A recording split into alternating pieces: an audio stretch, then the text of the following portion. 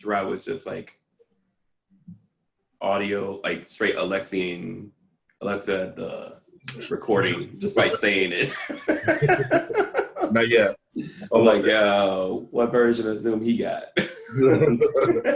Very close. It's the premium version, like Apple was rolling out this week, right? As my daughter says, Optimus Prime. That's what they.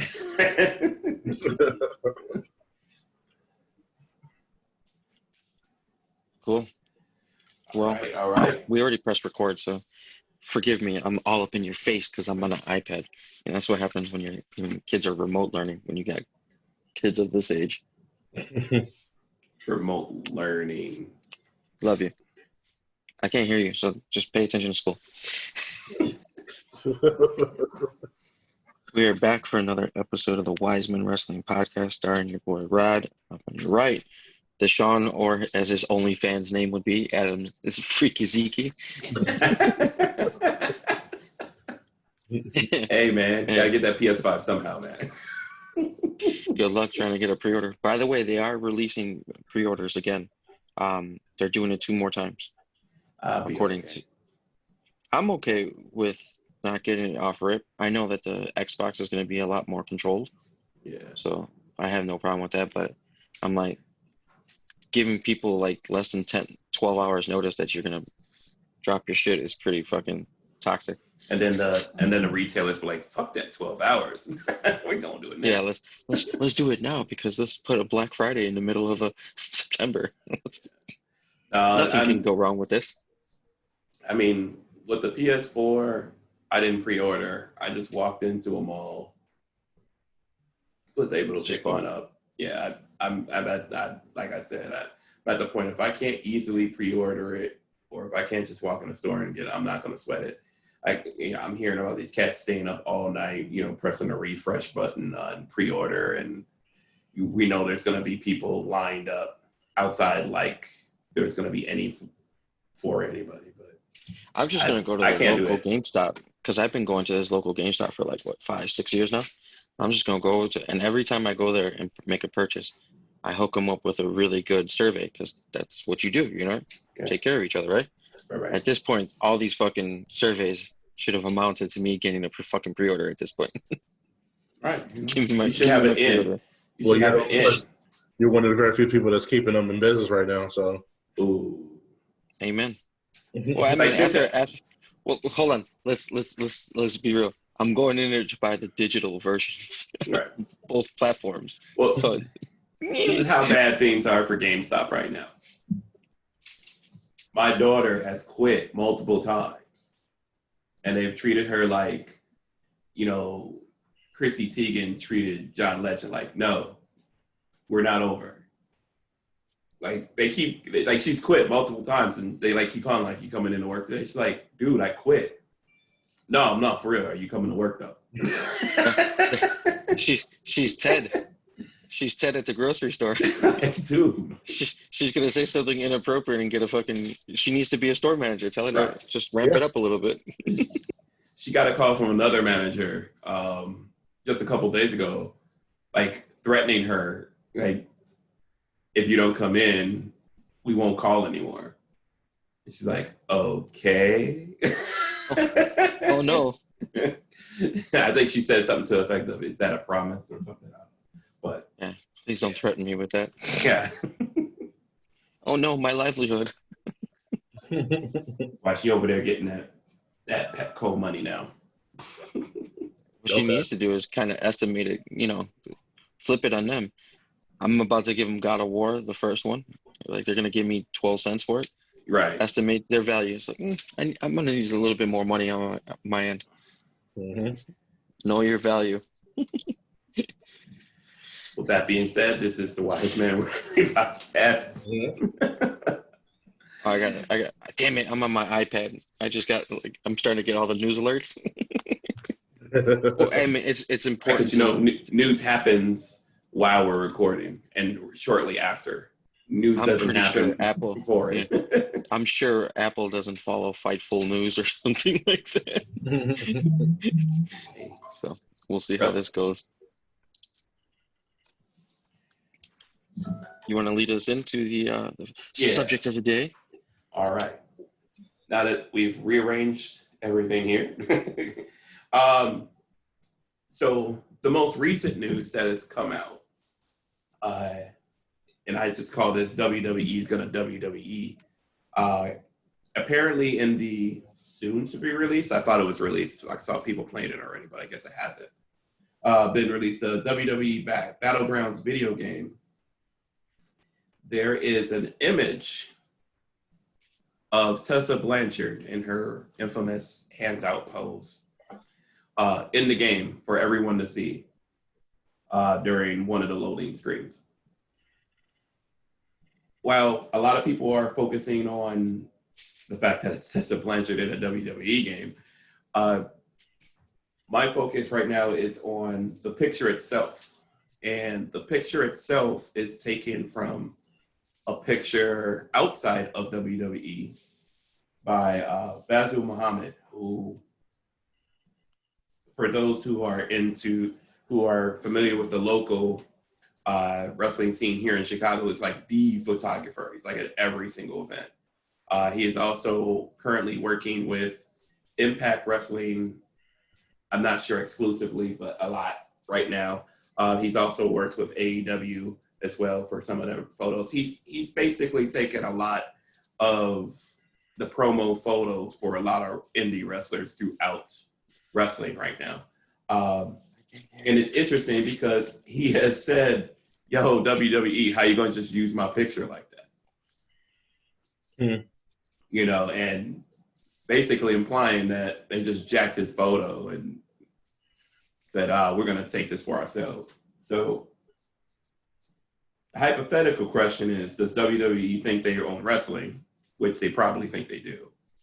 They think they own everybody. I'm surprised they haven't announced that they own the photographer's real name yet. Right. And they're like, I'm sure Vince is sitting around like, what do you mean we don't own that? Like, I thought we bought that. And I guess I'll direct this to you, Gerard, because Gerard, you're a photographer, about where do you sit on this particular? I know it's pretty much fresh, but I just found this to be most interesting that it appears WWE just took this cat's photo, said, fuck you, we're going to use it.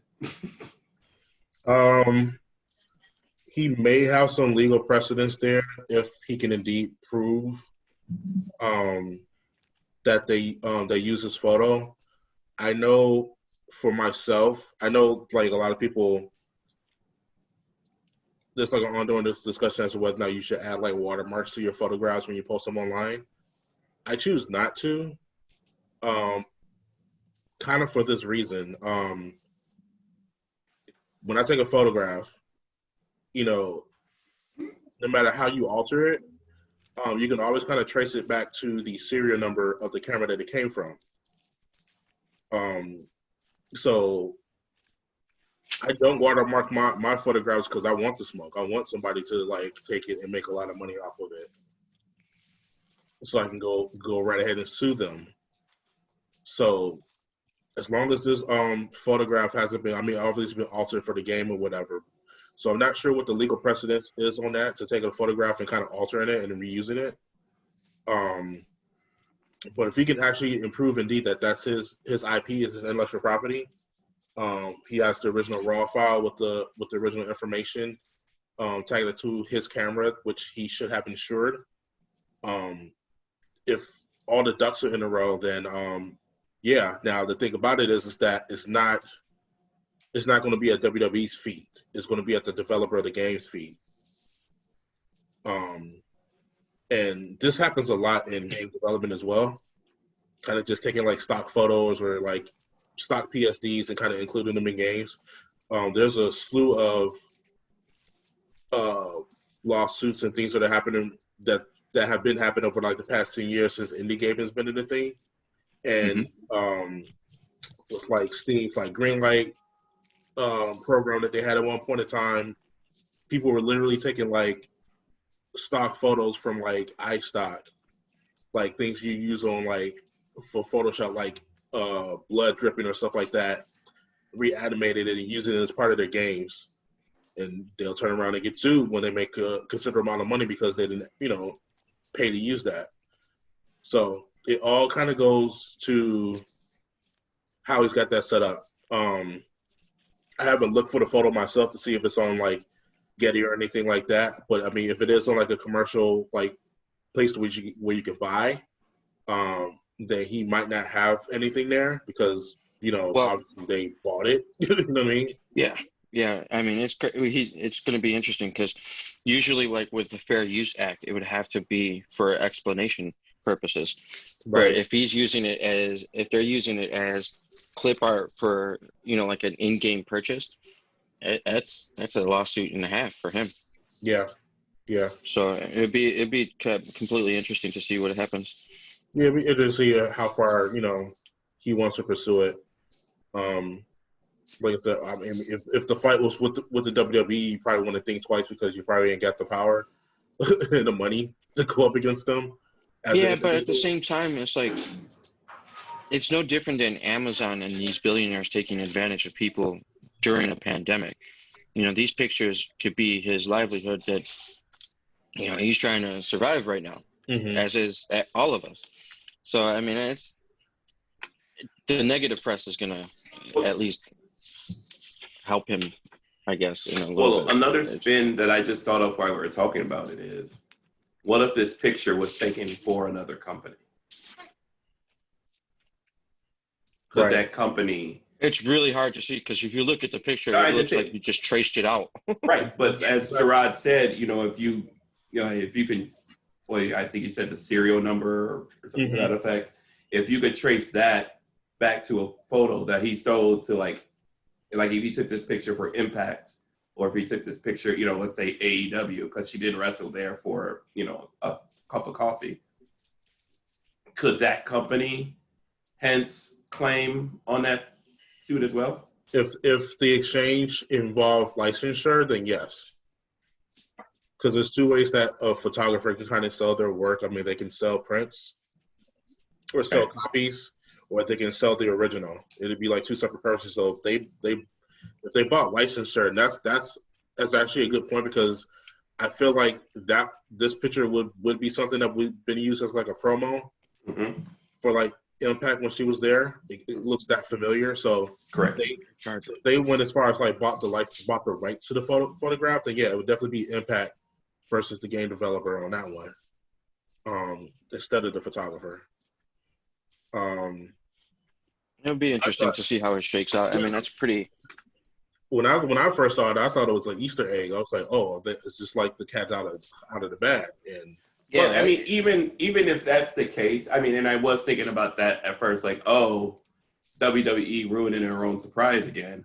But I mean, then when Basil, came out and was like, yo, this is my pick. That was a bigger story to me, because WWE's ruined their own surprises so many times that, I almost thought this was their sneaky way of just announcing she was with the company. And that also explains why over this past weekend, when she wrestled for Warrior Wrestling, all of her likeness and all her name was removed from everything. Like, she was removed from the poster. She was removed, like, any of the photos that have been taken outside of those taken by fans don't have her name on it. Right. Kylie Ray wasn't even allowed, in her appreciation of saying, hey, thank you for giving me a great match. She wasn't even allowed to say her name. She just had to say her opponent over and over again, which lends me to believe that, I guess, I mean, something. She's under contract somewhere, and basically made this agreement like, hey, I have this last match I'm already contracted for. Let me just go do this. And they were like, cool, you got to get rid of that belt. We understand. Go do that. Yeah, because even that post that she posted, the black and white post, it says, I love this picture, shine bright. Right. And that's it. Right. So I mean, my theory at this point is that Tessa is the leader of Retribution. Just like, just throwing that out there for fun. Just to bring a lighthearted spin. Tessa's the leader of Retribution, because that's something like WWE would do with somebody like Tessa, push them so damn hard that you can't even understand where to put them from there. Hey, I'm gonna tell you right now, I'm gonna be incredibly disappointed if AEW didn't kick the tires and make a huge play to try to get her in. With as much shit as they've gotten about their women's division, if they let somebody like her roll out, I 1000% disagree with you. Why? Because I think there are bigger things than for AEW than just grabbing a star to pop their women's division. I think regardless of how we feel about it, because I agree with you in the sense of the star power, but as it relates to a environment that they're trying to create for the wrestlers that work there, she is the complete opposite from what we've heard of her. Now, yeah, everything's hearsay. But I literally do not, from a money standpoint, from a business standpoint, it makes sense. But from every other standpoint, it doesn't make sense. Yeah, you're seeing more and more, you're seeing increasing interest with NWA working with AEW. Like there being a relationship there. And I think most of the women that came out to speak about that situation are connected to NWA somehow, with like Sienna being the top of that list. So it's kind of like, that's a good point. You know what I'm saying? You don't, you know, they, and they're wrestler first, they're fan first. Mm-hmm. So that kind of comes into play. Like you don't want to disrespect. You know, they got a situation on their hand right now with Miro kind of being a little loose at the mouth in terms of, you know, who he likes and doesn't like him, doesn't want to work with, and you know, the AEW is not interested in too many problems. So I'm pretty sure that they, you know, they probably did like a cost benefit analysis, yeah, on her, and like, yeah, Dad is here, and you know, Big Swole kind of spoke out and said this would be a good place for her, but like, nah. Right. That shit was funny though with Miro. I was like, I'm straight out not wrestling Pac. He hurt me, and I'm not gonna do it. Simple as that. Like, even if it is like, even if it is a work, because you know, at some point we're gonna return to, you know, international travel, and Pac is coming back to, because that is crazy. We were talking about that as the next faction with Pac and the Lucha Brothers, and that just went completely. Yeah. Well, because he can't come back.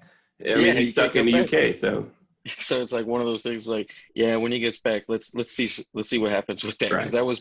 that was pretty cool, man. I was excited to see what that could have had.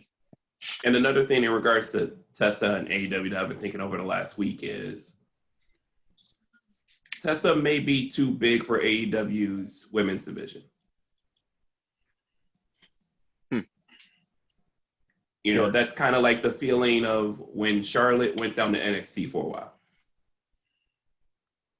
Mm-hmm. It just, as much as, you know, NXT tried to make it work, she just stuck out by like a sore ass thumb. And Tessa's stature right now, even with all the BS that's behind her, and the background, everything, she would come in like a Brock Lesnar-ish star to a division that is not anywhere close to that level. There would be no way to fairly book anyone losing to Tessa in AEW right now. Right. You always got to think about balance when you're booking like that. You're going to bring somebody in that's strong. You got to build somebody else to be stronger eventually. Right. And they got nobody. I think what they're doing now is better than what they were before. Mm-hmm. And I think, you know, incremental improvements will get them to where they want to be, especially, you know, bringing in the likes of, you know, Thunder Rosa, Ivelisse, and stuff to that effect.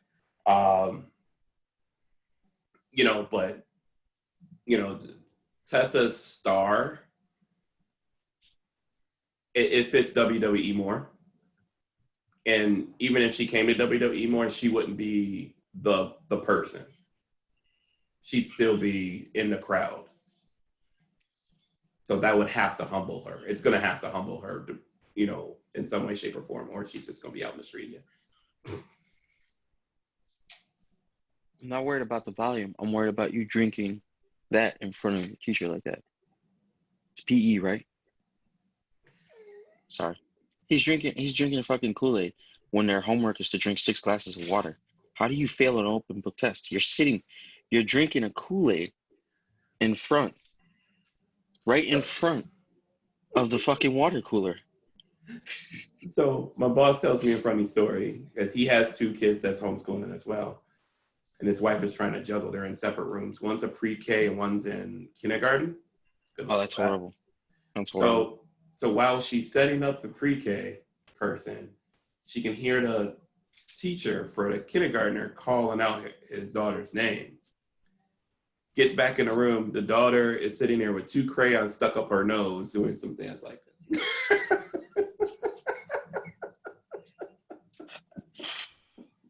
Wow. I was like, yo, I feel for these parents who are trying to make this work right now. You know, in all ages. I mean, I have a senior in high school, and she's driving me nuts in her own little way. Not like bad, but just like, you know, I understand it's boring as hell. It's your senior year, and you're stuck behind a computer, and that's your life.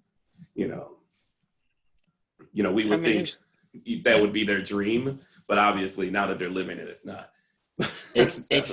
It's much different because I think we would have been okay with it. But when you're glued to this and everything else and the social networking and stuff like that, it's a hell of a lot more tougher for these kids. You have to transfer that into work. It's just like, no, it's not fair. It's not fair. Not at all, man. Now, if they were streaming or doing TikTok videos, A+. That's such good shit. But speaking of the AEW women's division, and Ivelisse and Thunder Rosa, yo, we gotta rewatch that match. Yeah, especially with what came out. Yeah, go ahead. So all the newbies that listen to us too are, you know, kind of just getting into wrestling. There's this thing that happens a lot. It's very subtle. Sometimes you catch it. If you'll hear like stories about this kind of come out, you have 2 people in the ring who just kind of don't like each other for real. And that play fighting kind of goes out the door for like, you know, a couple minutes, and next you know, real strikes are being thrown at each other. We've seen a few examples of this. We know Alberto Del Rio was notorious for this. Brock's had a couple. Yeah, Brock's had a couple. Triple H has had a few. There's a lot of integrity that goes into professional wrestling, and you will have people who kind of take it seriously, and you will have other people who will try to test people. And this is exactly what happened. There's a story that came out that said that during the title match between Ivelisse and Thunder Rosa, which on paper is already exciting, to get those 2 in the ring together. You know, Ivelisse won test. So she threw a couple shots at I think what she did, she no-sold a couple shots from Thunder Rosa. And Thunder Rosa had to respond for the integrity of the NWA Women's Championship, which she takes very seriously, to start throwing some real shots in there. And for a little brief exchange there, they were boxing. Now, considering that both of these women also have a background in MMA, makes this very interesting. To see this kind of machismo between 2 women kind of take place. I don't see anything wrong with it. It's just a Mexican and Puerto Rican out there throwing bows. And it's like, I support it. It's like another layer to what's already kind of a great thing that's happening in the women division, when you basically have a program with 4 non-white women who are basically almost to the point of they're carrying the show. Thunder Rosa, this is her 4th week in a row that she's been there, and she's kind of knocked it out of the park every time that she's been there. And this is the 2nd time that she's wrestled. Well, the 2nd time in a row that they've announced her as an NWA champion now that it's out in the open, because it was the last time she wrestled for the belt. And now this was for the NWA belt, correct? Yeah. Yeah. If I'm not mistaken. Yeah. And it feels like and I'm good with it for now. as long as they don't devalue the NWA belt. But it feels like the NWA belt is being used in the, USA Intercontinental belt era, where it's the workman's belt. Mm-hmm. Where that's the belt that you see every week, and the main title you don't see so often. Which I'm good with if it's temporary. I mean, we saw it. I mean, they already, we've already seen on AEW side, we've already had the AAA tag team championship belts on, so for wrestling. So it's like, I'm cool with it because it showcases it on both sides. Yeah. But at the same time, it also takes away, it's like, this is an NWA match, not an AEW women's match. Yeah. So this is, but I mean, it's another way for NWA to survive. But like I said, as long as it was a good match. Yeah, they definitely used this match to try to set up some future opponents for Sheeta, trying to showcase women in a different way. This is one of those wrestling nerd type of matches where you're familiar with these two women. I don't think they've ever. Maybe I'm trying to think in Lucha Underground if they mixed it up. I'm not sure. I think they did. But saying now with the personas that we both know them for, this was low key a dream match. Mm-hmm. And what's good about it is, I forgot my thought. As I'm just happy that it's like at the same point that you said that we don't want to see them lose the value of the NWA. Even if this was real or not with Thunder Rosa and Ivelisse, this gives it a hell of a lot more credibility for that title, for the NWA title, on an AEW broadcast. So it's like, all right, now you're kind of legitimizing that the women that you already have in-house, which is another point to what Sean was saying about.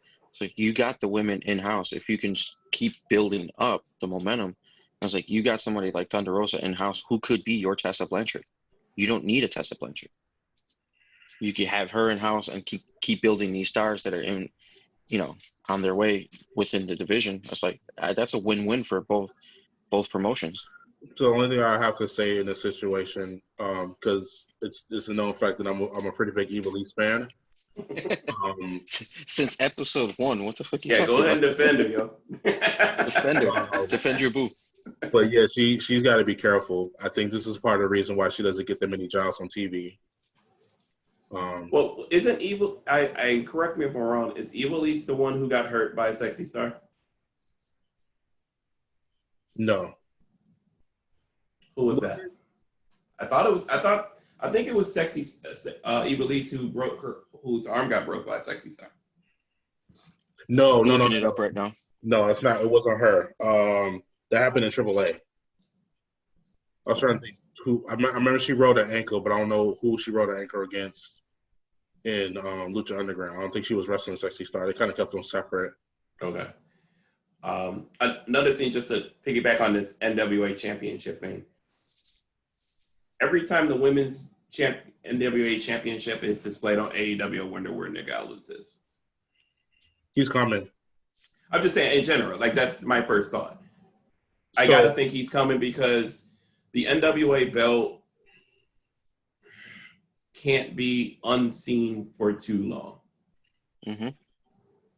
So they I don't know if it was TNT. Someone did a tweet and delete. Okay.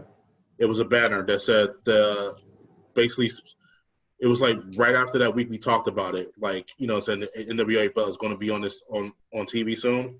Like, they put out a banner that said the NWA title to be defended on AEW.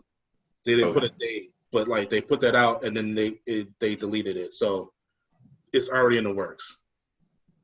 Oh yeah. The warm-up match, I think, is this weekend or next weekend. Do you think that's another one of those things that Tony Khan has in his back pocket for a crowd?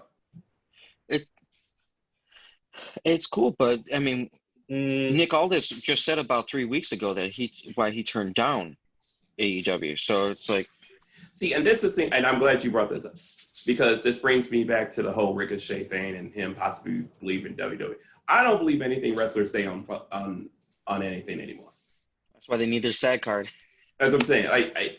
I don't, because I understand everything's at play, and no one's going to tip their hand unless they have to. Well, he talked about that to an extent as well.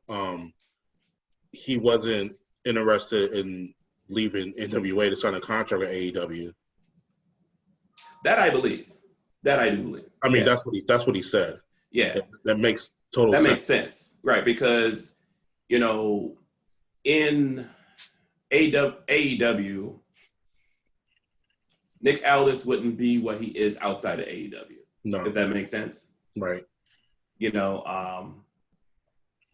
be, I wouldn't say a small fish. He'd be a fish in a big ass pond where everywhere else he's held in a higher regard. No, so everybody who's signed to NWA, I would say outside of Ricky Starks, he's the one that really wanted to leave. But it seems like most of those guys really rock for the NWA and they want that brand to be represented. And I think that, the type of fan that Tony Khan is, the type of fan that Cody is, a partnership between those two, to me, was always inevitable. It was just the timing of it. Well, don't also forget to mention Billy Corgan, who's a huge fan of wrestling. I mean, we've seen it. His little brother was wrestling. We work with him at the Hyatt. He's the lower guy. He's the guy who needs the attention right now. And I think AEW, everybody there is willing to work with NWA in that regard. So like I said, I just feel like it was just a matter of when and how. And I think the way that this is rolling out with Thunder Rosa coming in first is like a really good way. That's what I said. It's like, if they're going to do a partnership, the main focus should be that women's division. Yeah. Mm-hmm. As it relates to the rest of the guys, stars in NWA, because I know you brought up Ricky Starks, I think there's a very stark contrast between where Ricky Starks is in his career and where the rest of those guys are in their career. Right. If, the James Storms, Tim Storms, Ken Andersons, I'm rattling off names, but these are guys that are considered to be real talk on the decline of their careers. Right. They couldn't come into AEW and hold, they're not going to be top spotters, basically. So it makes no sense for them to come into AEW. AEW is doing some real wrestling right now. Those are promo guys. Ricky Starks is at the beginning of his career. So he needed to be somewhere where he can show off that other part of his skill. We haven't seen this Ricky Starks in NWA now. NWA because, it's more about the promos. We liked him over there because he has that skill as well. But he's a young guy that, can do some amazing things in the ring, and he wasn't able to do that over there. To me, you really only need you need Nick to come in and work a program with the belt for sure, and maybe a tag team. And to be honest with you, that's all you really need. And put some more of the women. You can probably do some sort of grand invasion angle or some sort of lumberjack situation where you put more of those guys on TV. But those are the people who are signed with NWA are working off a particular skill, which is their promos, which can be a great asset, say on a larger scale. But AEW is definitely trying to have that balance with some really good wrestling in between all of that as well. So you want to make use of the younger guys and the guys who translate the TV a little bit better, I would say. Yeah, it's so far from just in its infancy, it looks like it's going to be a hit for both of them. Mm-hmm. They're both going to win out of that, and that's what you want to see out of a partnership, not just WWE absorbing Evolve. They put it on for 1 week, and all of a sudden now it's all on the network. So it's good to see it. We did. That was one of the New Year's resolutions, right? We kept telling people find friends. And sure enough, we didn't think that we were going to be saying that, foreshadowing a pandemic and to keep these smaller promotions afloat. It's like, well, here you go. This is a perfect time. Get them on screen. We've seen it. Great stuff from AEW, especially with the Cody's championship run, giving the indie guys some love. Eddie Kingston with Warhorse especially. So it's just they're doing the right things. Right now they're doing everything as far as behind the scenes. They're Yeah, doing that's everything another right. thing. So you have Eddie Kingston. You don't need too many more promo guys. No, You got not at all. you got some of the best in the business there. Between Eddie Kingston and MJF, like I don't want anybody to take their shine on the mic. No, you don't need to. Yeah, you really don't need to. It's really good shit. Yeah, I'm just really Sienna, Allison Kay, whatever she's going by. That's the person who I am eyeballing next, because they could use a woman on the mic other than Brett. Yeah, You're right. That's something that's gotta.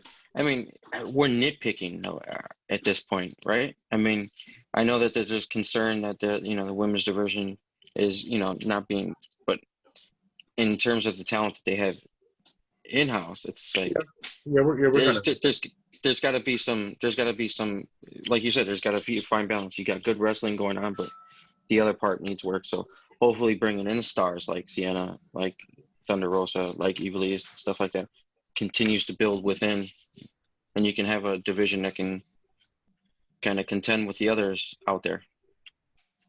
Nobody's touching Impact right now, that women's division.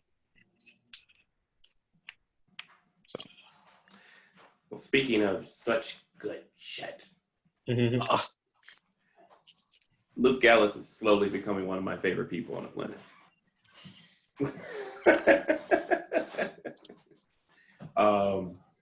because he's 6'5" and bald. Nah, man. he's reaching that age and that point in his career where he doesn't care what he says. Right. So very recently, Luke Gallows admitted in a "what you gonna do about it now" moment that he was promoting and doing indie shows during his WWE run. He admitted he got caught with his promotion, and all he did was close up shop and reopen under a different name.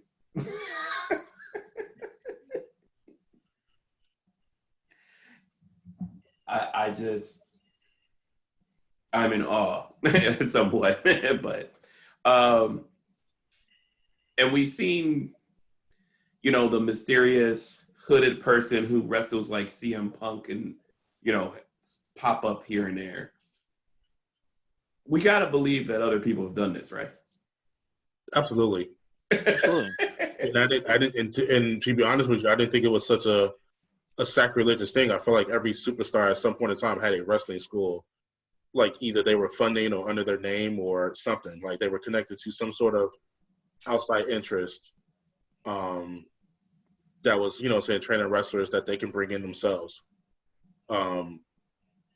I mean, it's come out like I'm trying to think in terms of timing. Like I feel like anytime a wrestler's maybe taking some time off and then they get that call to come back, like why they got that call, like they were already kind of moving on and doing their own thing. So like I'm looking at like Shawn Michaels, Lance Storm, even Booker T. I'm not even sure where his situation started and where his career supposedly ended with the WWE. I'm all but certain that Rey Mysterio's got something going on because he promoted it while he was angling for another contract with the WWE about 3 years ago. So, and who else have I heard? Yeah, I'm pretty sure, and I just, for me, I guess it's just been more of a gray area thing in terms of can they do that, but I know a lot of them have. So this is funny to see that they felt this way.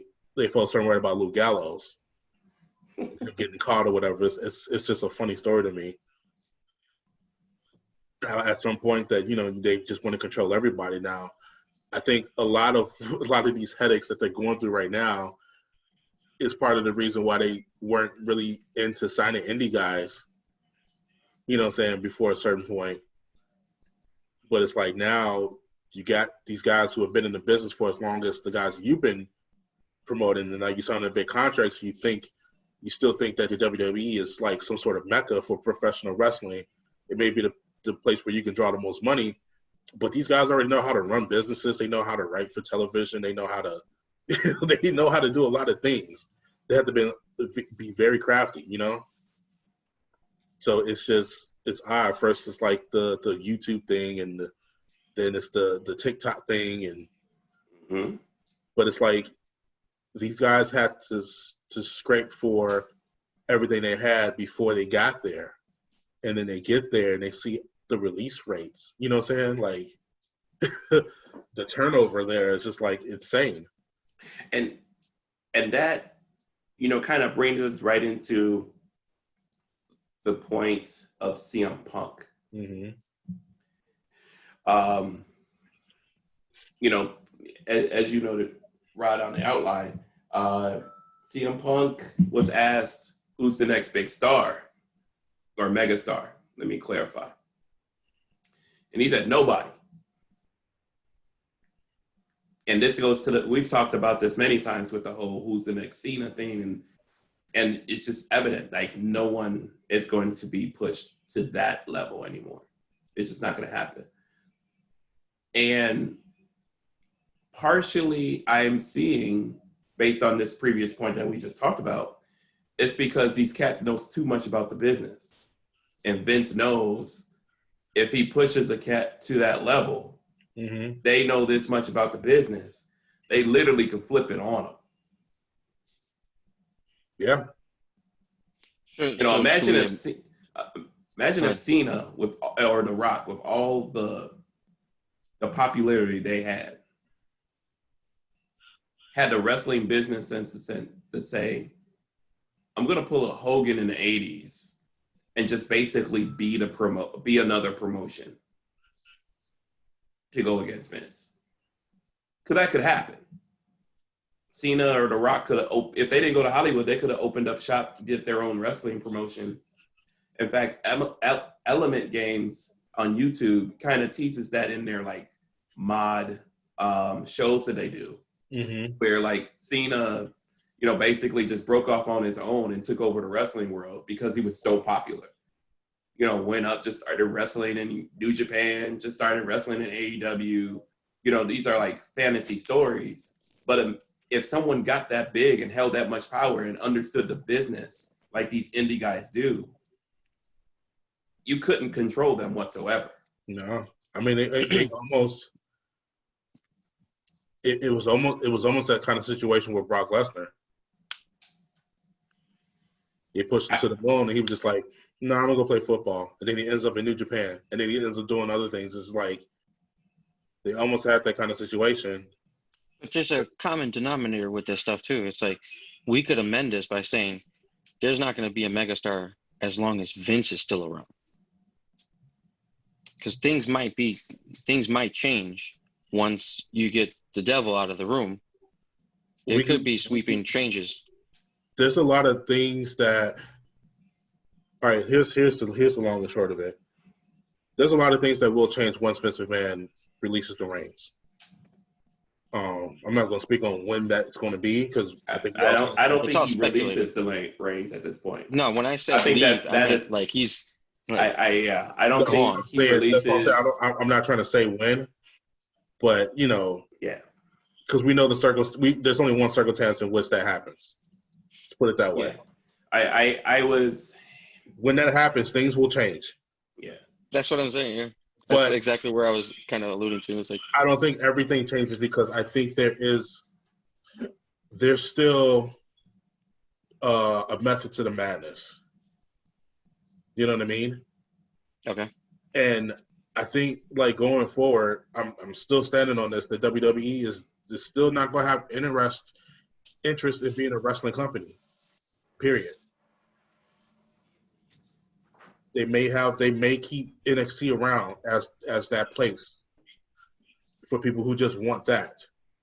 But I think on the other side of it, when you hear these rumors about Disney, when you hear these rumors about, you know, these other networks and these other giants that want to, you know, may have wanted to work with WWE at a certain point, I think it worked both ends in terms of that arrogance that Vince has.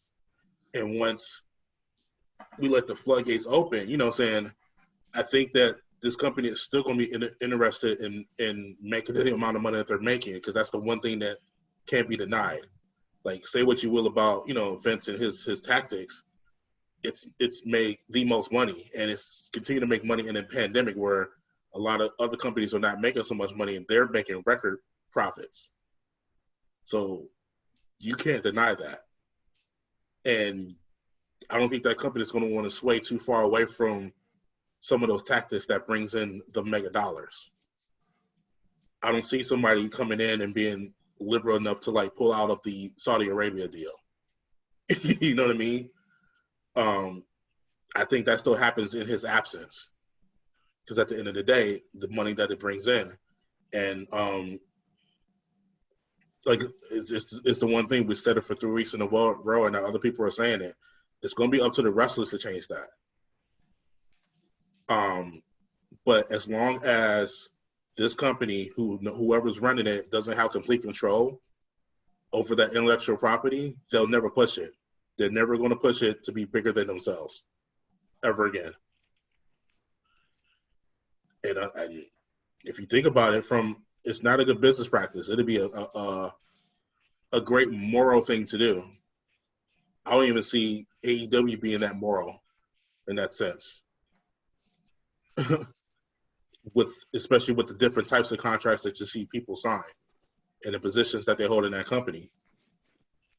You know, the most loyal right now, probably the most blondest, that are going to hold titles and get the most TV time. I mean, it's the same thing, you know. And the people who deserve it, as long as there's a piece of themselves that goes into business for themselves, they'll never reach the top. We're part of this bigger conversation about intellectual properties and masters and who should own them. If you're not going to let the machine own 100% of them, then you're never going to get the machine. You're never going to get 100% of the machine's backing, and that's the only way to quote unquote create megastars in this day and age.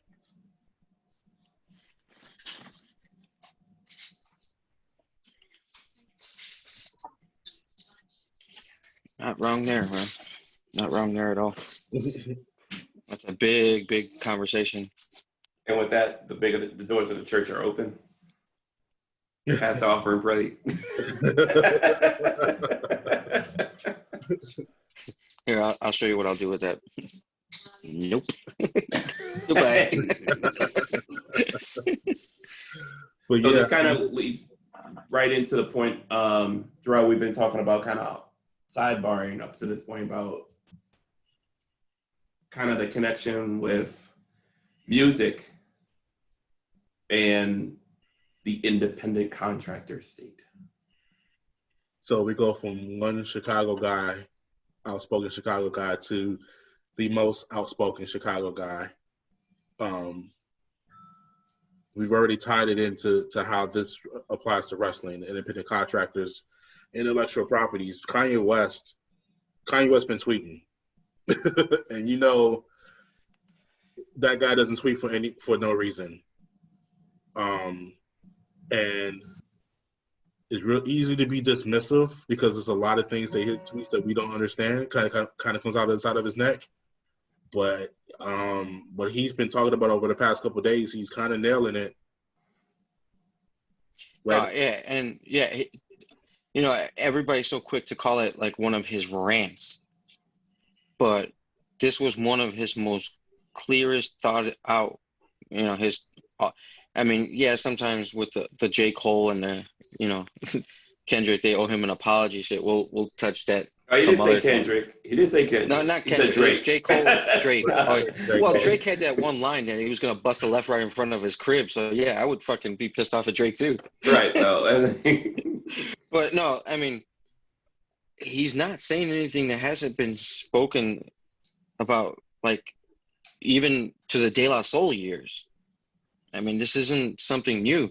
There's been a shitload of, man, you can count on your hands how many actual good contracts that these recording artists actually have out there. It's just nuts. and he put it out there. He went to Kinko's and scanned all 50-something pages of his contract and put it out there. But and that's what I caution people is this is not something that's coming from his bipolar. This is a guy who's fucking frustrated. And if he posted the tweet of his the conversation with his lawyer, what the nuclear option was, going to court with him and doing re-recording your masters and everything like that. This is a time-old tale when it comes to the record industry. Simple as that.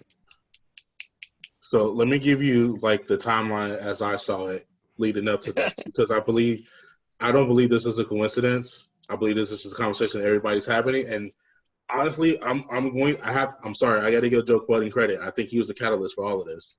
He has been. That's a tipping point. So, for those of you who are unaware, because this kind of hits home with us too, being podcasters. Joe Budden signed an exclusive deal with Spotify 2 years ago. Just to kind of put that in perspective, the Joe Budden podcast signed an exclusive deal to a DSP 2 years ago. That was the first deal of its kind. It was. No one even thought about being exclusive to one DSP when you can just distribute to all of them yourselves. He claims that he did it as an experiment, going back about maybe 3 or 4 podcasts, because he talked about it and then more things came up. He had to talk about it some more and more details came out. He did it as an experiment to see exactly the type of money that you can get, how educated the DSP was about what they were paying for, and the information that they were willing to relinquish in terms of their metrics and their reach and everything like that. He outlined over the time that, it wasn't favorable. They put out benchmarks for them to hit. They hit the benchmarks. They moved the goalpost in terms of bonuses and things like that. And it's kind of leading up to now where, as of Wednesday, he recorded his last podcast that was exclusive to Spotify. Oh, yeah, Saturday. I thought Saturdays was. No, Saturday is the first. Wide open. Free. Hell yeah. So this past Wednesday, he recorded his last podcast with them. And he's been getting a lot of flack. And I also believe in the smear campaign as well, but he's been getting a lot of flack and being called crazy for not re-signing with Spotify, for not taking a 9-figure deal with them to continue to be signed to one DSP or whatever. And he keeps on trying to tell him it's not about the money. That's not the fight that I'm fighting. And what he's talking about is being in control of your intellectual property and being able to name your price for the thing that that you created that helps larger corporations soar. Know your value. Exactly. He's been having this back and forth with Charlamagne the God. So I actually put this out on my social media as well. So Charlamagne the God is being celebrated for having some sort of new partnership with iHeartMedia. Yeah, it's the Black Effect Network. It's like a podcast network where they can amplify the Black voice. So his job is to basically corral other podcasters to sign basically with iHeartMedia, which is Clear Channel, and be on this podcast network that's going to be specifically promoted, in a specific way, with the flagship podcast being The Breakfast Club, which is a daily radio show. Yeah. So you're getting paid to do the same job that you were doing before. So it's nasty. If you look at the press release for it, it doesn't mention anything about ownership. It doesn't talk about any numbers in terms of the splits, what type of partnership it is. We did know that Charlamagne the God's contract with iHeartMedia expired in December, and he said he was in negotiations. So this sounds like a win to those negotiations for him to continue to be an employee and basically have 2 jobs, which is not the same thing as ownership. And now you're going to corral. See, here's the thing about creating a podcast. By doing this, we've created an intellectual property. It's kind of different from just having raw talent. Like if you knew how to sing, but you didn't know how to do anything else, you didn't know how to write a song, you didn't know how to produce, you didn't have the money to put behind you, you don't know how to promote, it may behoove you to sign a contract just so you can have access to these resources in order to become a star. Now, I still think it's on you to become educated about the business and to figure out exactly, you know, what's going on with your situation once you become educated. But like, if you don't have any resources and you really just want to sing and be a star, you know, a contract can be there for you. A record label can be there for you so long as they treat you right. So this kind of speaks to the situation that we're going into right now, when we're talking about independent contractors, when we're talking about intellectual properties and things like that. If you have the raw talent, but you don't have any other resources, you may want to or may need to sign some sort of contract into some sort of deal so that you have access to the resources. But a podcast is different. It's not raw talent. You've actually take the time to create something on your own that essentially you can promote on your own. And what this deal that's going on with iHeart with Charlemagne the God is basically you're taking the thing that you created, that you own, you're giving it away, you're trading it away for a job. And once your job is finished, it's not guaranteed that you're going to be able to walk away with the thing that you created, because there's going to be some legal precedence there in terms of that value that the situation added to your thing that it didn't have. Not to mention the collective amount of years that the company now owns your intellectual property. It's nuts. Yeah. So it's absolutely fucking nuts. Bring it into the perspective of where we're at with what Kanye is talking about. All right.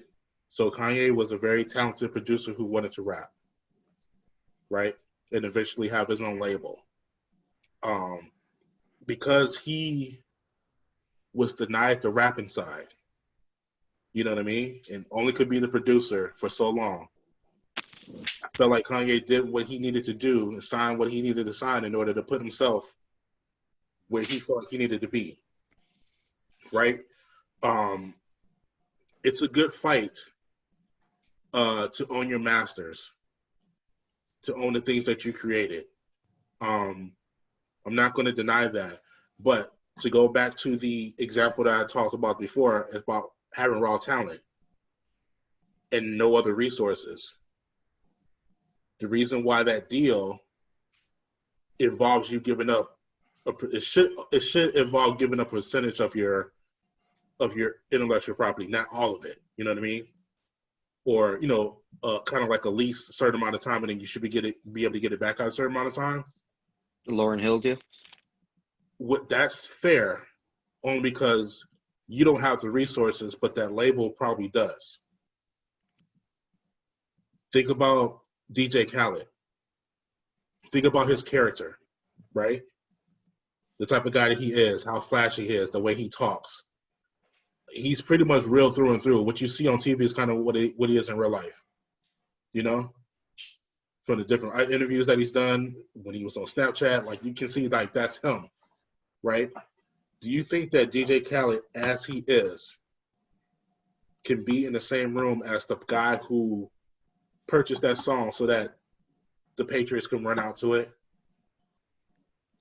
so that Obama can use it when he, won the presidency? You think they letting DJ Khaled in that room? No way. Hell no. No way. That's still a bald-haired billionaire, a bad-haired billionaire. One that we don't see. Right. That has no face when you Google it and stuff like that. Who doesn't want to talk? I don't want to be in a room with that guy, but I'll talk to you. Right. So that's where that value comes from. So all I do is win is a big record. It probably would have been a big record on its own, but not as big as it's been. Because he had somebody else walk that song into a room to get it sold. You know what I mean? Don't get me started in college. He fucked up a La India sample, and he's out. He's never been the same to me. Fuck him. So it is a catch-22. You really just have to be educated on what you're signing, and you really have to have the forethought on what you want your intellectual property to be out in the world. At the end of the day, it should be a partnership. But most record contracts, most television contracts, most movie contracts, wrestling contracts. None of these contracts reflect that, and that's something that does need to change across the board. So we're starting to see it on a small end when it comes to the workforce. yeah, we're starting to see it. It's like this is it. This is the time. I think 2020 has been a huge catalyst. Like, nah, we've been inside. There are people dissecting every bit of the culture that we're in right now, and it's time to demand change across the board. It doesn't matter what industry it is. Enough's enough. You know, they've been taking advantage of a lot of people for a very long time, and it's like, enough. Now that you got smarter people that have been stuck in a room with multiple resources to go ahead and, you know, to research these unfair practices, it's like, hey, it's about time. It's about time, and the quicker the better. So this entire Sony contract that Kanye West is currently under right now, in which he said he would release no music again until he's not under this contract anymore. All, what is it, 53 pages of it? Yeah, something like that. Is currently posted to his Twitter account. It would behoove everybody who has the time and the interest to read that contract through and through, even if you don't understand it. But what you're going to notice is that there's some things that are in this contract that are not only inhumane and completely disrespectful to creators, but here's the Easter egg, and the reason why this fight is coming to the workplace next. There's certain language in that contract that he signed, that you signed when you accept the employment at your current job. There's certain language in that contract that's worded exactly the same way as the cell phone contract that you didn't read, that you signed, so that you can have a phone in your pocket.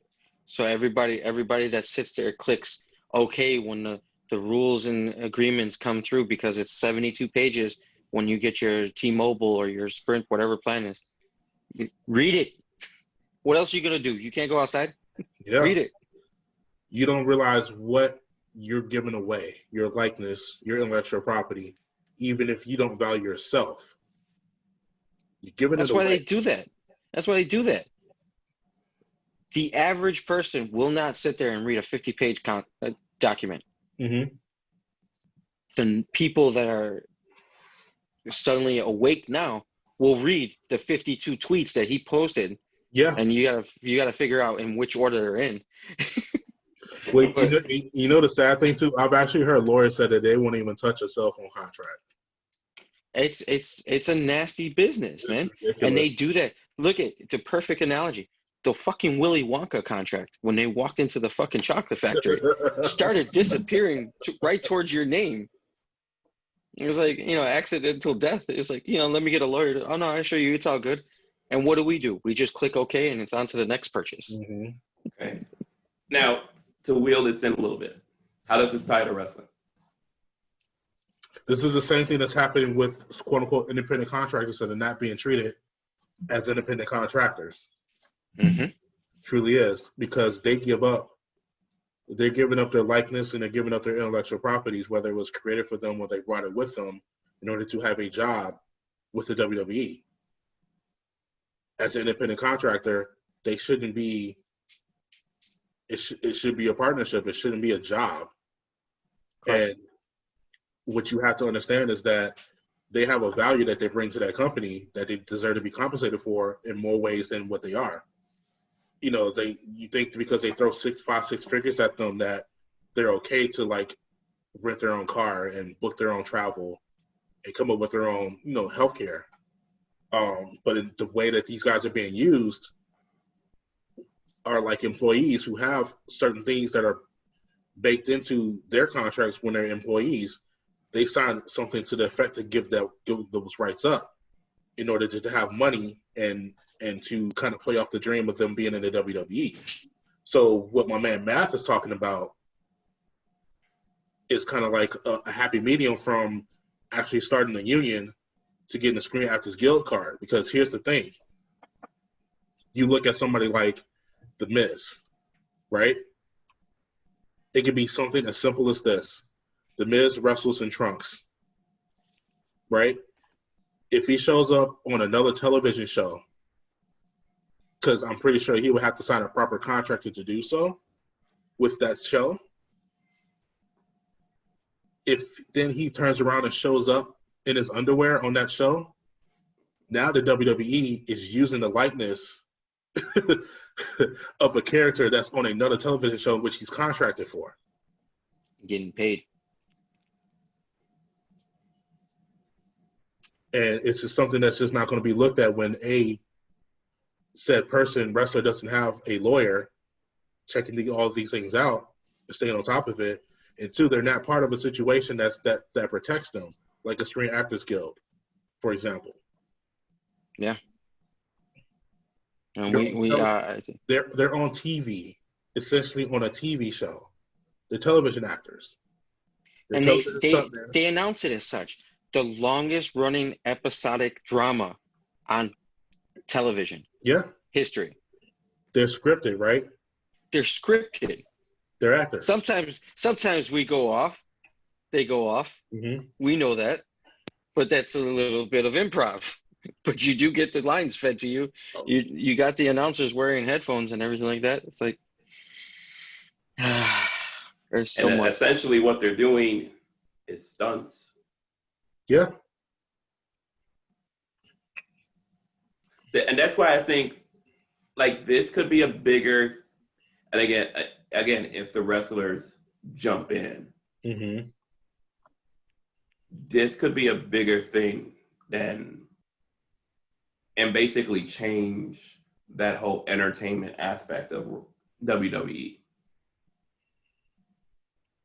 where they're going to be forced to spin it as an actual sport to avoid. That's why they keep trying to blow smoke up our ass with the sports entertainment.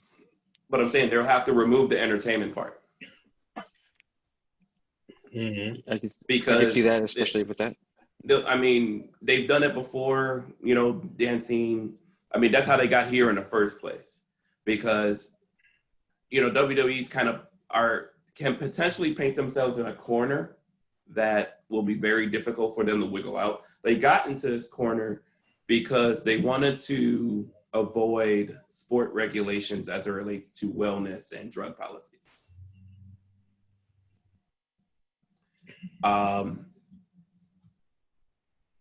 But the bigger impact for them as a profitable company could be anything resembling a union environment. And most importantly, what WWE, aka Vince, loves more than anything else than money, is control over his money.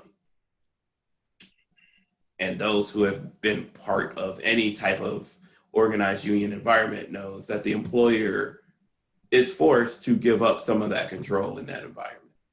Mm-hmm. And I mean, there are other things that play, like how do you book in a union environment? That would be just like, I wish everybody the best of luck. Easy. You have a union steward present at the booking sessions. That's what I'm saying. It's like, that's great. Can you imagine having somebody like Diane? Remember Diane from the Hyatt? Classified information. I don't know. The Sean does not have any memory of this. She would be amazing. I'm just saying, absolutely amazing.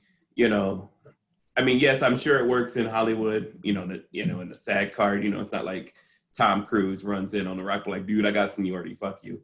But I mean, this gives hope to like David Arquette coming back into a WWE ring. That's what I'm saying. But I think that's, and I try not to point this out, but it's just evident in this regard. Based on the McMahon's family political views, that would be DEFCON 5. Mm-hmm. If that was to happen.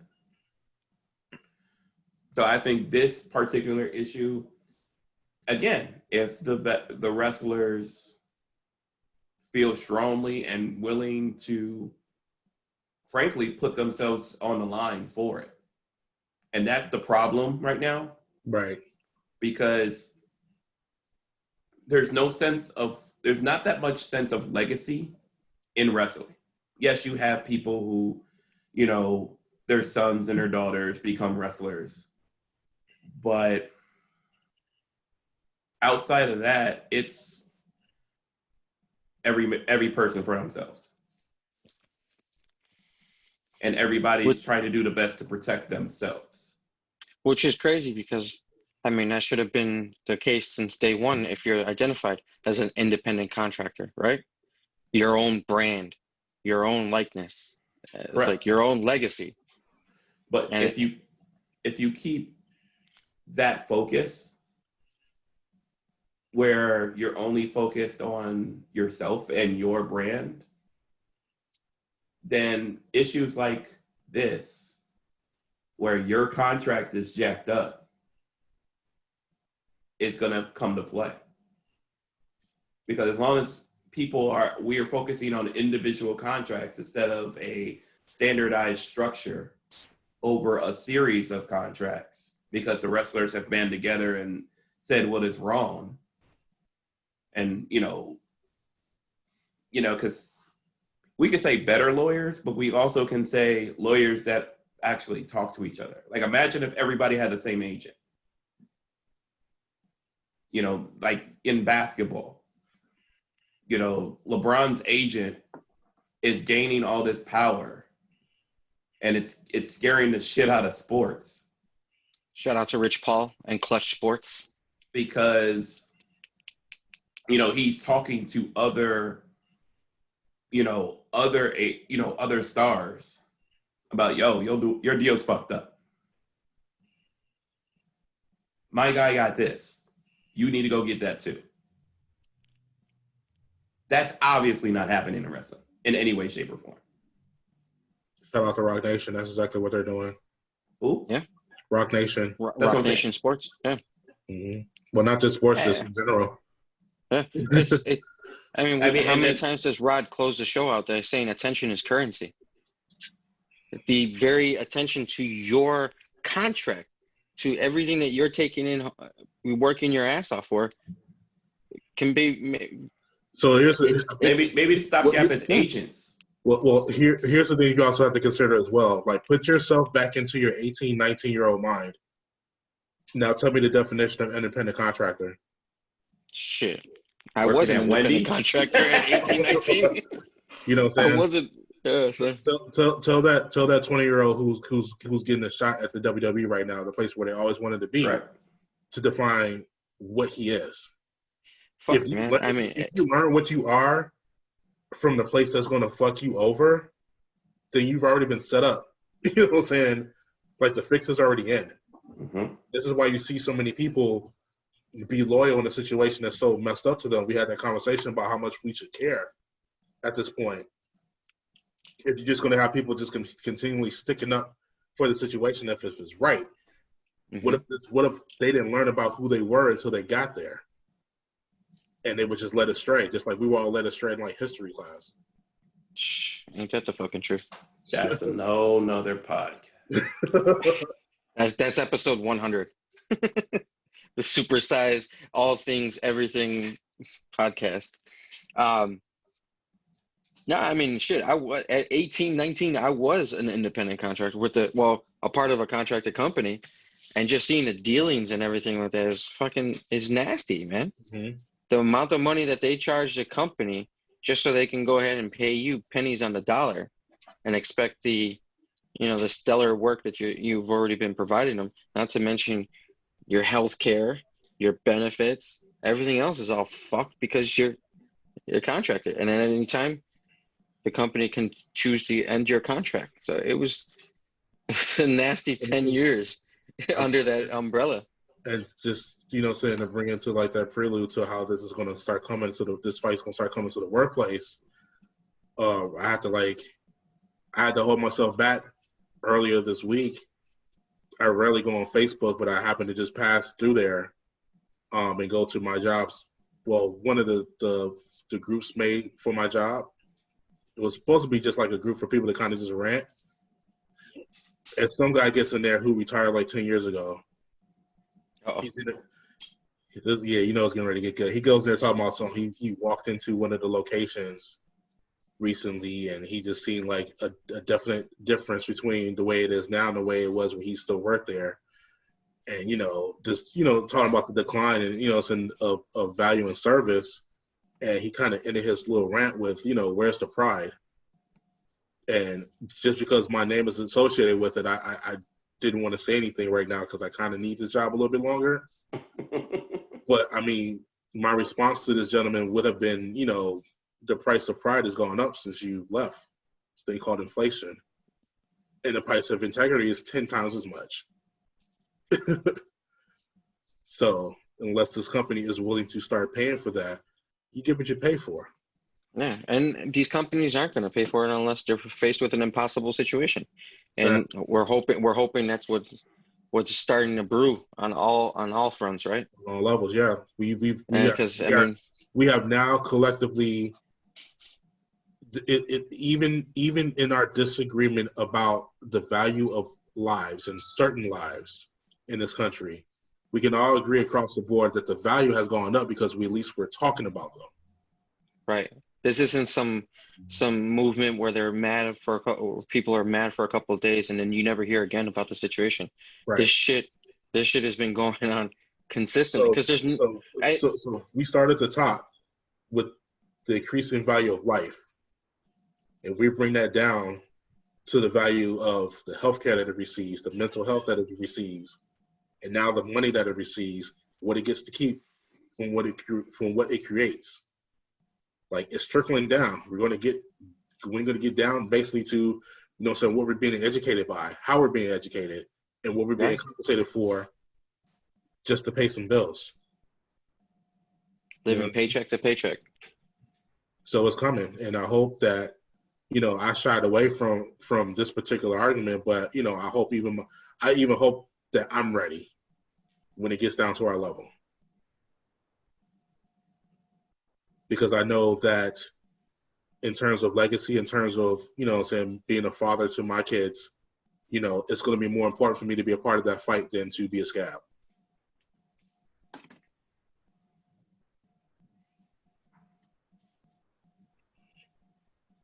In the meantime, G1 Climax started this weekend. Seamless segue. Seamless. Yeah. Well, you guys are going to have to talk about this because I canceled my New Japan. It's a pandemic. I don't need to be watching. Let me just mention one more thing because before I moved on, the reason why I actually named this podcast "No More Heroes" is because looking at the situation with the wrestlers who are not willing to kind of put it on the line, the irony is that their profession, they believe, and we believe when we were kids that they were real life superheroes, and now they're going to be faced with this challenge of stepping up and really proving to their fans how much of a hero they can be in this situation, doing right for themselves and doing right for other people that want to get into this profession. And if they keep dragging their feet, then CM Punk is right on so many different levels. There'll be no more megastars, and there'll be no more heroes. Before we continue, while you're talking about that, do we want another hero in wrestling? Or do we like it the way it is? Because part of me likes it the way it is. If we're looking at this from the perspective that they want us to look at it from, and I to be honest with you, the perspective that I want to look at it from, yeah, that real life look up to personified hero aspect of it. That was a big part of wrestling as my childhood. You know what I mean? Like, you had these imaginary characters on comic books that can do these amazing things, but they weren't real human beings. And then you have real human beings who are doing amazing feats in the ring. No, I think I'm not talking about that because I still think we have those. What I'm talking about is one bigger than everybody else. No, we like the Avengers. That's what I'm saying. Like, when we go into the John Cena era, I feel there was missed opportunities in many places because Cena was pushed so hard on top. That's the thing, though. Your question is, do we still want that? We never wanted that in the first place. Yeah, that's what I'm saying. We never wanted that in the first place. Like, I think, you know, there's still an opportunity. And I think there are still many stars who people look up to. Mm-hmm. You know, I think you could tell that, unfortunately, we're in a pandemic, so we can't see that firsthand. But yeah, we can't really gauge it. But even up to the pandemic, there was still, like, even at AEW is one thing, but at a WWE event, there still have kids. You know, and I think, you know, if you want to talk about heroes, like, a big opportunity to look at heroes, and I know I say things as it relates to them creatively, but the New Day definitely shines in that regard for me. Yes. Because it shows, and I, the more I look at this, the more I understand it. It shows that people of color can be successful while not holding on to certain stereotypes that are out there for people of color, mm-hmm. and can seemingly have fun doing it. You know, and that inspires someone like me, and I hope it's inspiring children, you know, to want to be in that light. You know, that's what I think of when I think about, like, heroes and the representation of what we could be in a ring. Like, you know, in complete contrast to Usos, who, in my opinion, have represented a persona that we need less of in wrestling. Okay. You know, we understand that what they say they're representing, but when you start, like, digging into their words, the fact that they're wearing grills, the fact that they say "Welcome to the Uso Penitentiary," you know, I don't want that. I don't want our kids looking up to that. Well, I think for me, more or less, it's if it's a gimmick that they came up with and believe in, more so than something that was given to them or something that was approved for them to do. That's kind of how I look at it. And because I don't see, the fight is opposite of stifling creativity, you know. And yeah, there's parts of, like, okay, for example, like the Usos, like, there's parts of it I don't like either. I don't like the penitentiary part, but even if it's something that they came up with, if they can be steered towards something else when, like, they become faces or things of that nature. But it's more important that they came up with that. But it's more important that they have a story as to why they came up with that. And that's more evident than just a gimmick that they were given to do. I personally have a little bit more problems with, like, a Crime Time. Yeah. We can't go back to those days for sure. Right. But yeah, I mean, in terms of, like, that's the thing, though. If they're not even fighting for that, I mean, I'll take another route. Keith Lee, who now has changed his outfit like 4 times since he's been on television. Like, outside of what I don't like, I hope that it's more Keith Lee and not him just kind of just being happy to be on Raw and just being glad to be, have a job and just accepting what they're giving him because he feels like he has to do that. I feel like the fight that we're fighting right now is so that from day one he walks in and has a vision and he can work on that with them and they can come up with something collective versus just him just accepting whatever he feel like he needs to accept. Like, just even having that feeling of I can't ruffle any feathers right now. because I'm new here. You know what I mean? Like, that's the part that needs to leave. But once again, if the wrestlers in real life, because that's the other thing, we connect with them on Twitter, we connect with them on different platforms, sometimes even under their real persona versus, you know, who they play on television. Like, that person in real life can't be no punk. You know what I mean? Yeah. If that person in real life is a punk, they can't be our hero anymore. The WWE is going to go on, you know what I'm saying, and continue to do what it's going to do. But if too many people keep on sticking up for that system that we know doesn't work because we're exposed to what happens behind the curtain all the time, it's just a matter of, no, I'm not going to buy a ticket for you, son, to go see this. We're going to go watch AEW. We're going to go to freelance. You know what I'm saying? Like, right. That's what it comes down to. So for me, they have to be a hero in that regard.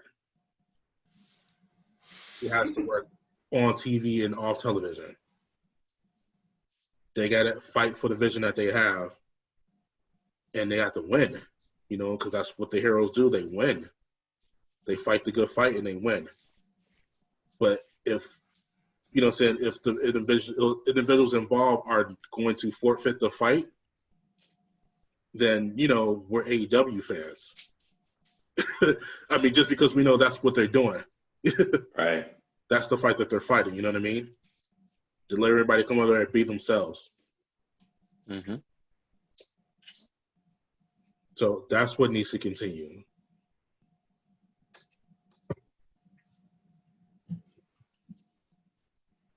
Well said. So, and we're just gonna keep passing that offering plate. Now we on to the special offering. We got the building fund going on. Mm-hmm. But and this weekend it's the G1. We haven't talked about it much because it hasn't been a thing. I don't know. And part of the reason I don't think we've talked about it is, you know, looking at some of the things about it.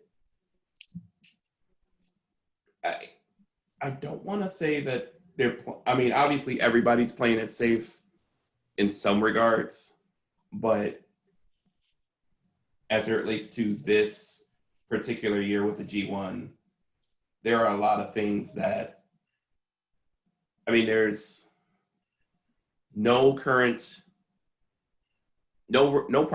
in this G1 who haven't been in the G1 before. There's 7 former champions. And 4 that have won it before. So let's just talk about the good and the bad in this situation. The bads are obvious. COVID, right? Right. No U.S. participants, no participants from pretty much any other country outside of Japan, right? Basically, the people who live there are really the only people who can participate in this year. And we're in a situation where, yeah, as a promotion, as a business, you got to make these decisions. Are you going to keep trying to be in business, or are you just going to, obviously they're sticking a pin in a few things that they're waiting for when they can run business as usual. Well, I will say when they can at least get the U.S. guys over to actually participate. Because right now they're kind of running these 2 different promotions. They are doing some things with the U.S. guys in the U.S., but it's completely separate from what's happening in the mainland. Right. And I think that the hope is that we're still able to try to put something together for Wrestle Kingdom next year.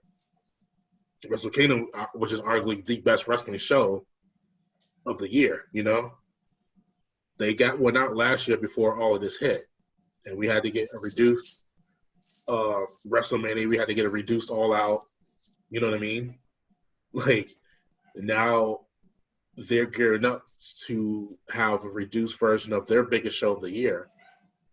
You just got to get there somewhere. The good thing is that you have a lot of New Japan builds their promotion around building stars and keeping the credibility of certain stars at the top of the card. Japan is very great of not having just one or two people at the top. They have about 7 or 8 at any given time. And they've done their best, I would say, under the circumstances to kind of shine and highlight a couple more with putting the titles on Evil and, saying with working with Kenta. So just like opening that refrigerator door, you know what I mean? You open the refrigerator door, you stare at it. You don't see what you like, you shut the refrigerator door, you lower your expectations, and you open up again, you find something to eat. We all know we just have to lower our expectations. I think that to anybody who's ever been a fan of New Japan, to anybody who's, I would say, a fan of pure wrestling, they still have the pieces to knock this one out of the park if you're willing to give them a try, give them a chance. I think, if I can step in for a second, I think with New Japan, I think they've earned that benefit of the doubt at this point with the phenomenal shows that they have put on. So it's like, it's much different trusting some like WWE to put off something like this in the middle of a pandemic. It's like, and we all kind of raised our eyebrows when we said WrestleMania was over 2 nights. It's like, where have we seen that? Where did they get that from, right? Where did they get that from? So it's like, you're more likely to give them the benefit of the doubt to be able to succeed at something like this, especially with the limited amount of pieces that they have. If this is the dream situation where they have this partnership with AEW like everybody seems to want, they would still be in this situation. Yeah. Where they would still have to rely on their own reliables to put on a show. And the fact that they're even still willing to do the G1 Climax in the way that they've done it in the past with all of these different matches, I think we're still going to see something great out of this. You forget, like, they also kind of do the thing that I think that AEW is doing, is the sleeper program is what I like to call it, where you have certain guys who you are definitely capable of doing certain things, but you kind of just hold on to them until the right time to break them out. We might get a serious Yano. We may get a pure wrestling Yano out of this. In almost the same fashion that we got Orange Cassidy. Actually wrestling at, I would say like 60% now. It's still an opportunity for them to do something like that. I mean, they keep aces up their sleeves. They even got a guy they call the Ace. Like, it's interesting times, and it's more intriguing to see what businesses in general do when their back is up against the wall like this. And I can probably lower my expectations because of circumstances and still feel like we're still going to get something great out of this. If we're all at home, or most of us are at home, and we're paying for the services and things like that, they may put on some matches that we've seen before because we're wrestling nerds. You know what I mean? But they can still go back to the well to some of those matches. I have no problem with it, And to some people who's not familiar with those types of matches and these matches that we've seen a billion times before, oh man, you guys are, I think you guys are still in for a treat. No, I definitely, I am excited about the matches. It's COVID, and it's so unfortunate that we won't have the, should I say, surprises that we were used to, and that's just indicative of the pandemic, and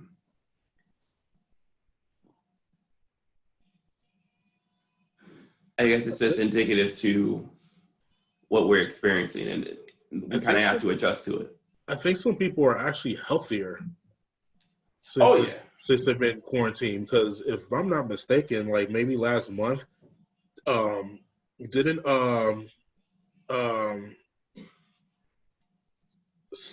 one of those 60-year-old guys busted like a hurricane rana or some shit like that? Yes, they're wilding out. They're wilding out. I put it like this: you haven't heard as many injuries in certain, and unfortunately one of the Viking Raiders went down, but that's freak accident type stuff there. But in general, big guys should not do dives. Sorry. I'm tired of saying it. And I also think it's because of the reduction of dates as well. Mm-hmm. People are staying healthier. Especially from a WWE and New Japan, because those guys wrestle all the damn time. So it's been good to see that they're, all still in the ring. I just hope that this year with the G1, while I know the action will be on point, the in-ring product will be on point, they still take advantage of opportunity to build towards the future. Yeah, definitely. Like Coda's won it once. I go back to the Evil thing where they just gave Evil the belts for like a month and a half. Mm-hmm. And I don't want to see stuff like that no more. Right. If you're going to go in a new direction, invest in that new direction and move forward. And that's what I want to see from New Japan. And that's why I was cautious about, like, are they playing it safe? Because I don't want them to stay complacent or just stay in the right lane of the highway, just to get to the Wrestle Kingdom. You got the guys there you could take some chances with. Take some damn chances. Yeah. They listen. I'm just saying, like, and I know they listen, because every time we say something on the podcast, it happens shortly after the podcast is posted. Except your theory about the New Day breaking up. They did break up. They just they nixed on it when I reacted to it. It's like, got you. I was like, nah, this is not how I wanted it to happen. Calm down. No, this is bullshit. That's what happens when you keep speaking shit into existence. These conversations fucking happen. But yeah, I think New Japan still has an opportunity to bring some more viewers to its product and to just keep doing the same thing. I mean, again, they're known for good wrestling, but they have to do something outside of that to bring new viewers about. Yeah. And they're in the unfortunate situation of literally being on an island in Japan. Where making friends right now is not necessarily possible unless they use the people that are here in the States to do so. Which is, I'm actually frankly surprised they haven't done so, to be frank, but it is what it is. So, I mean, we'll see. New Japan has kind of been an organization that I haven't seen much of cohesiveness lately because half of their stars are here in the States, half of them are over there. So ask me this question. Because we have this travel ban right now, where can we go? Where are we allowed to go so that we can quarantine for like a couple of weeks and then fly to Japan? I know this for a fact. You ready for this? We go to Japan right now. Yeah? We go to Japan right now. Straight from here? I know the airline and everything. Because that's where Mr. Solano hopped on the plane. It was not a military plane. It was a commercial flight. Oh, okay. It was ANA Airlines. One, not even a stop. One flight from Chicago to Tokyo. Well, you guys have fun with that. But I'm saying, I mean, that's why I'm like curious about this whole scenario because about travel, as it relates to getting their roster back together. I mean, it's been 6 months. Like, it literally could have been like one person at a time, well, on these flights. You got to take into account the administration that we live in. Who's to say that, something doesn't happen They can't get back, and now they're stuck. I get that. I do. It's a really and I know it's a work huge visas risk are right now. well, Yeah. I know work visas are tricky as well too. Yeah. But me and Sonia were testing it literally the day of. We could have booked a flight that day and went to Japan. We have passports. We have passports. That's all. That's just 2022. We saw. I would say half the people on that plane were military. Yes, because they were all on orders. But the other half were families going to Japan. You said 2022 Japan. Yep. Mm-hmm. That's gonna. Hold on. That's gonna be. It's gonna be tough. That's gonna be two big trips. How you gonna say that's year. tough for now? Like, well, no, because we have the other groomsmen. We have because we're all turning 40 in the same year, 2022, and we have a trip planned that year. God willing, if we're able to go outside, I'm still gonna make it happen because I just looked at my pay stub. I got like damn near a month worth of time off that I can take. So might as well just kind of extend it over a little bit. Let it ride for a couple of years. Well, yeah, I mean, if I win the lottery or something, or this Twitch thing starts taking off, like I'm going. I'm quitting. And if I get stuck there because of this, then I'm Japanese. I've already been Canadian. I have no problem being Japanese. She's already been Canadian, ladies and gentlemen. At least you'll be able to see this shit live instead of 3:00 in the morning. Because you access to video games and the vinyl selection out there. Why are we here? Here we go. That's not a podcast. That's a serious conversation. Why am I still here? Because Rocky and James Brown made a song and we believed it. Motherfuckers. Gerard, we got flights to catch. Let's go. Yeah, you guys are late already. Right. You know me, my bag stays packed. Don't yeah. Don't take the blue line. No, it's like that picture I sent to everybody, yo. You know how you gauge the love in Chicago? You ask them to drive you to O'Hare.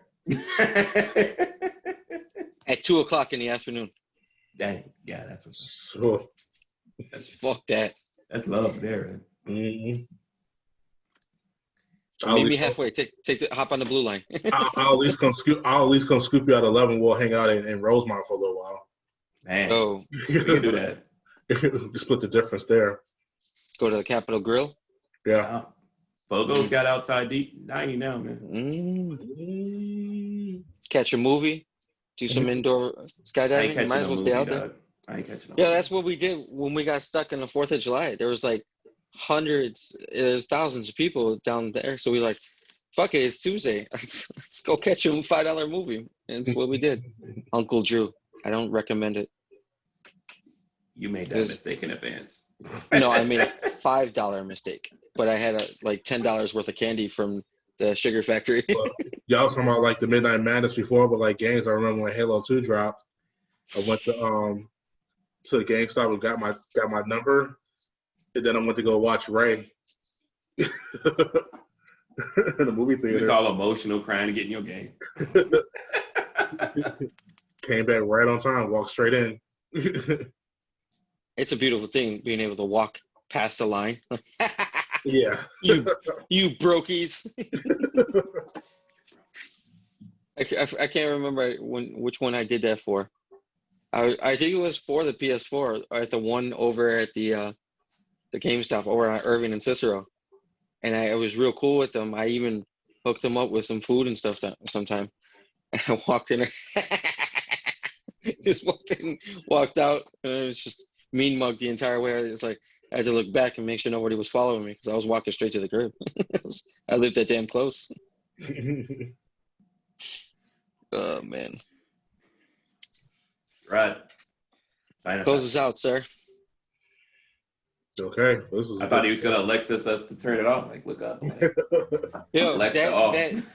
So this entire time, I'm dying laughing in my head because you have the square in the background, but it's turned in such a fashion where it makes it look like you've got a popped collar the entire time. Oh, okay. It's like, all right. Yeah, I'm gonna figure out how to decorate it because now this is like my set for like streaming as well. So I gotta figure out what we're gonna do back there. Technically, her desk is back there, but I need to do something like up there. Get pipe and drape it. Pipe and drape it with a green blanket, so you can go ahead and get that green screen action on. Yeah, something like that's probably gonna happen. I do have like the setup for it. I just need the actual green screen. Well, yeah, as always, this podcast is and will forever be for the culture. Remember that you vote with your dollars. Your attention is currency. And even if you are a mark, make sure you leave a positive mark on his life.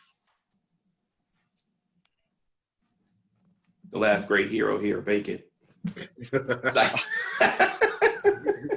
I'm glad I kept that recording.